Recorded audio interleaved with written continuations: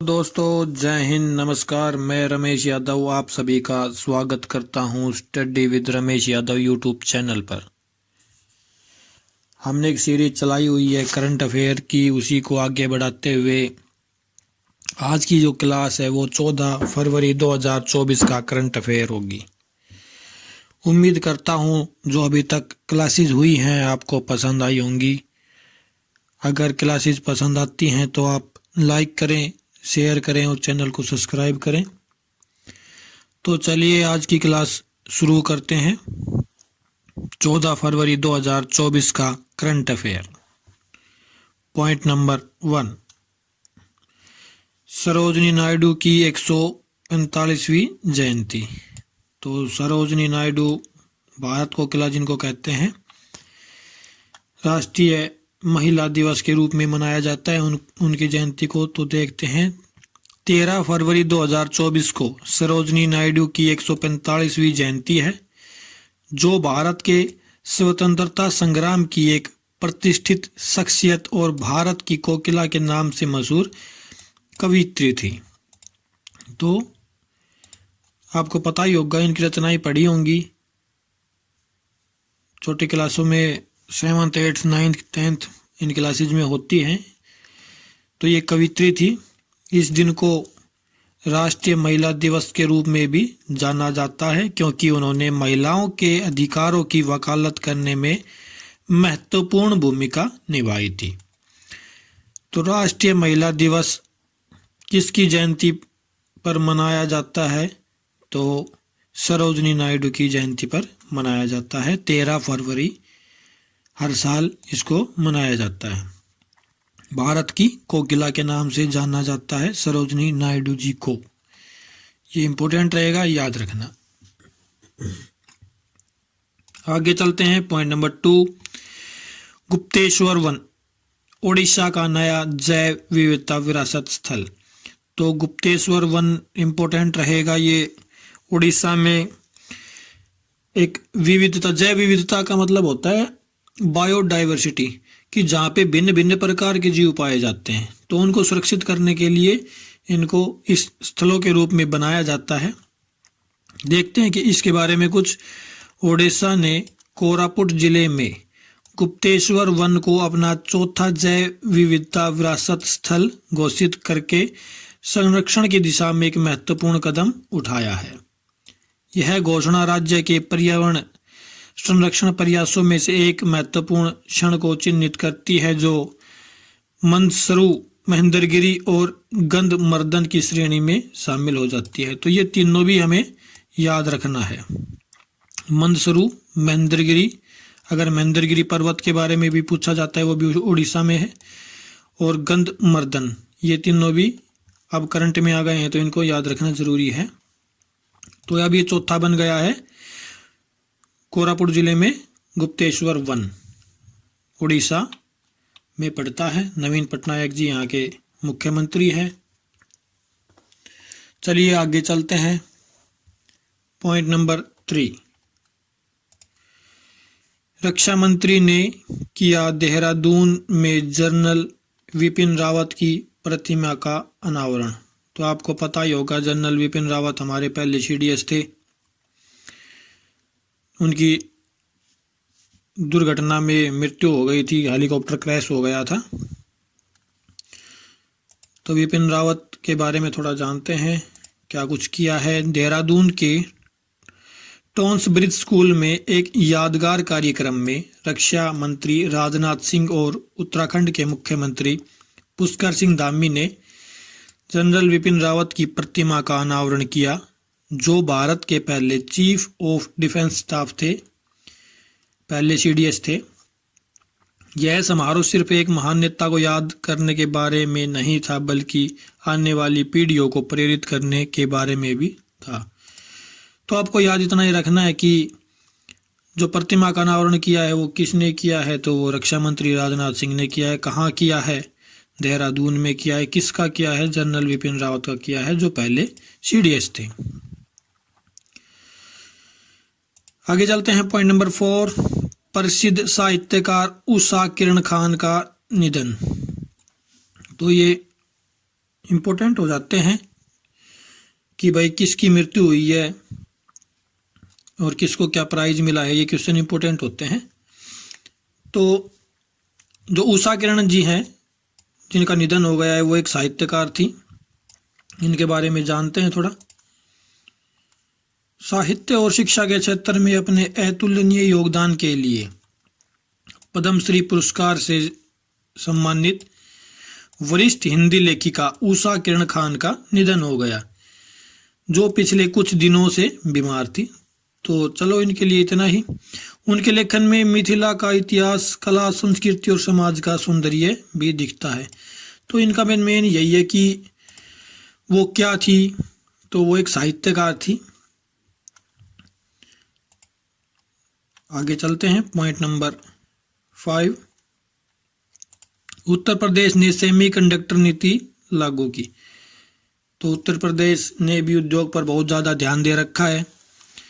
आपको पता ही होगा कि कोई भी चीज़ है वो सेमीकंडक्टर के बिना चल नहीं सकती।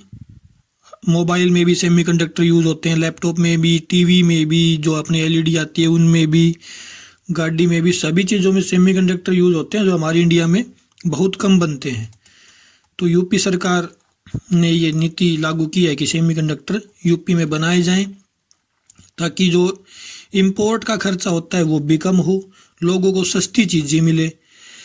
अब जो सेमीकंडक्टर हैं वो बहुत से चाइना से आ रहे हैं, जिनका इंपोर्ट का चार्ज होता है, एक्साइज ड्यूटी होती है, तो वो उनकी कॉस्ट बढ़ जाती है और लोगों को महंगी चीज़ें मिलती हैं।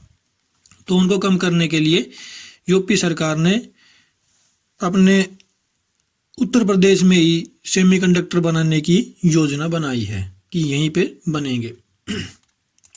चलिए आगे चलते हैं, पॉइंट नंबर 6। अमेरिका ने एआई जनरेटेड रोबोकॉल पर प्रतिबंध लगाया। तो एआई जनरेटेड रोबोकॉल क्या होती है? जो ऑटोमेटिक कॉल होती है, जिन कॉल को मनुष्य द्वारा नहीं किया जाता, आपके फ़ोन पर भी आई होगी, उसी प्रकार से एआई कॉल होती है जो अपने आप आती। जैसे हम कह देते हैं भाई गाना वाला का फ़ोन आ गया, फ़ोन जैसे आते हैं भाई, कंपनी से फ़ोन था जिसमें रोबोट बोलते हैं, वो एआई जनरेटेड रोबो कॉल होती है। तो अमेरिका ने क्यों बंद किया है? क्योंकि एआई इतना आगे बढ़ चुका है कि हमारी आवाज़ को भी वो मैच करके और किसी से भी बात कर सकता है और हमें पता भी नहीं चलेगा। क्योंकि एआई आगे अवसर है हमारे लिए, तो खतरा भी बहुत बड़ा है। एलोन मस्क ने कहा था इस बारे में कि एआई इस धरती को नष्ट भी कर सकता है। तो चलो इसके बारे में जानते हैं, एआई क्यों बंद किया है अमेरिका ने AI generated robocall. US federal communication commission ने वॉइस क्लोनिंग स्कैम्स में वृद्धि के बीच एआई जनरेटेड रोबोकॉल पर प्रतिबंध लगा दिया है। वॉइस क्लोनिंग, भाई वॉइस इस प्रकार से मिला देंगे कि यही पता नहीं चलेगा कि बात कौन कर रहा है, भाई अगला आदमी कर रहा है, किसी का भी नाम ले देंगे, मैं वो बोल रहा हूँ, मुझे इस चीज़ की ज़रूरत है, या आप वहाँ पे आ जाओ। तो ये खतरा है उनके लिए, जिससे हजारों नागरिक प्रभावित हुए हैं। कृत्रिम बुद्धिमत्ता एआई अब विश्वसनीय नकली ऑडियो और वीडियो बना सकती है, जो अभी हाल ही में कुछ लोगों की जैसे वीडियो वायरल हो जाती है तो बोल देते हैं भाई एआई से बनाई हुई है, या वो एआई से बनाई हुई हो भी सकती है। हम इस बारे में नहीं कह सकते, लेकिन आपने ये सुना होगा कि आर्टिफिशियल इंटेलिजेंस से बनाई हुई है, जिससे लोगों को धोखा देना आसान हो जाएगा। एफसीसी फेडरल कम्युनिकेशन कमीशन जो अमेरिका का है, का उद्देश्य धोखेबाजों को पैसे निकालने या गलत सूचना फैलाने के लिए अवैध रोबोकॉल में एआई वॉइस क्लोनिंग का उपयोग करने से रोकता है।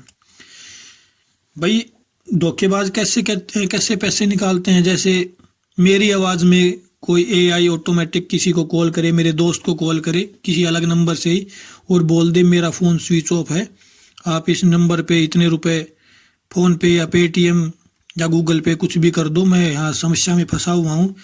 तो अगला सोचेगा हाँ आवाज़ उसी की है, तो वो पैसे भेज देते हैं। तो इस प्रकार से लोगों के साथ धोखाधड़ियाँ शुरू हो गई थी, इसलिए अमेरिका ने इसको बंद कर दिया है। चलिए है आगे देखते हैं पॉइंट नंबर 7। पथुम निशंका बने वनडे क्रिकेट में दोहरा शतक लगाने वाले पहले श्रीलंकाई क्रिकेटर। तो श्रीलंका में अभी तक किसी ने दोहरा शतक नहीं लगाया था, तो अब ये श्रीलंका के पहले क्रिकेटर बने हैं पथुम निशंका। श्रीलंका के बोर्ड को आईसीसी ने डिसमिस कर दिया था, लेकिन अब उनको फिर से बहाल कर दिया गया है। तो पथुम निशंका हैं श्रीलंका की राजधानी की बात करें तो हम श्री जयवर्धनेपुरा यहाँ की राजधानी है। और भारत को और श्रीलंका को पाक जल डमरू मध्य अलग करता है, पाक जल संधि अलग करती है। चलो देखते हैं पॉइंट नंबर 8। 7वां हिंद महासागर सम्मेलन पर्थ ऑस्ट्रेलिया में आयोजित। तो ये हिंद महासागर जो सम्मेलन है ये किन किन देशों के बीच होता है, तो ये लगभग 22 देश हैं जो हिंद महासागर से जुड़े हुए हैं। जैसे भारत हो गया, श्रीलंका हो गया, इंडोनेशिया हो गया, ऑस्ट्रेलिया हो गया, मेडागास्कर हो गया, सोमालिया हो गया। ये जो भी देश जो हिंद महासागर से जुड़े हुए हैं, लगभग 22 देश हैं ये। तो इनका सभी का सम्मेलन हुआ है ऑस्ट्रेलिया में, हुआ है पर्थ में। ऑस्ट्रेलिया की राजधानी की बात करें तो कैनबरा है, लेकिन पर्थ एक इसका बहुत बड़ा शहर है। और जो विश्व का सबसे बड़ा राम मंदिर जो बनने जा रहा है, सबसे ऊंचा जो राम मंदिर बनने जा रहा है, वो पर्थ में ही बनेगा, ऑस्ट्रेलिया में पर्थ में ही बनेगा। जानते हैं इसके बारे में। 7वां हिंद महासागर सम्मेलन हाल ही में पर्थ ऑस्ट्रेलिया में आयोजित किया गया, जिसमें हिंद महासागर के तटीय देशों के नेता, मंत्री और अधिकारी एक साथ आए। तो ये कहाँ किया गया है? ये ऑस्ट्रेलिया के पर्थ में किया गया। कौन सा संस्करण था? 7वां था। आगे चलते हैं पॉइंट नंबर 9। उत्तर प्रदेश में नोएडा को केंद्र का जल योद्धा पुरस्कार। तो भाई उत्तर प्रदेश का आपको पता है, नोएडा जो एनसीआर में भी आता है, वहाँ जल योद्धा पुरस्कार जो केंद्र सरकार के द्वारा दिया जाता है, तो ये नोएडा को मिला है। किस लिए दिया जाता है ये, तो इसके बारे में थोड़ा जानते हैं। जल शक्ति मंत्रालय ने सीवेज उपचार और पानी के पुनः उपयोग में अपनी उपलब्धियों को मान्यता देते हुए विश्व जल पुरस्कार 2023-24 में जल संरक्षण के लिए नोएडा को सम्मानित किया है। कि भाई कहने का मतलब ये है कि नोएडा ने सबसे कम पानी को खराब किया है। उन्होंने अच्छे से सीवेज किया है, भाई पानी को अच्छे से फिर ट्रीटमेंट किया है, उसको साफ करके फिर दोबारा पीने लायक बनाया, दोबारा प्रयोग करने के लायक बनाया है। तो उसमें बहुत बड़ी उपलब्धि है नोएडा के लिए। तो नोएडा को मिला है जल योद्धा पुरस्कार। तो उम्मीद करता हूँ आपको आज की क्लास पसंद आई होगी। अगर क्लास पसंद आई है तो लाइक करें, शेयर करें और चैनल को सब्सक्राइब करें। आपके सहयोग से ही हम आगे बढ़ सकते हैं। ऐसे तो अकेला तो चना कोई बाढ़ को फोड़ नहीं सकता। तो आप अगर आपका सहयोग रहा तो लाइव क्लासेस शुरू करने की सोच रहे हैं, लेकिन थोड़े सब्सक्राइबर और हो जाएं तो हम लाइव क्लासेस शुरू करेंगे रेलवे, खास तौर पर रेलवे के लिए। तो प्लीज़ प्लीज़ प्लीज़ आप शेयर करें चैनल को, ताकि लोग जुड़ सकें और ज़रूरतमंद लोगों तक ये चीज़ें पहुंच सके। तो आज के लिए चलो इतना ही। क्लास देखने के लिए आपका धन्यवाद। Thank you very much.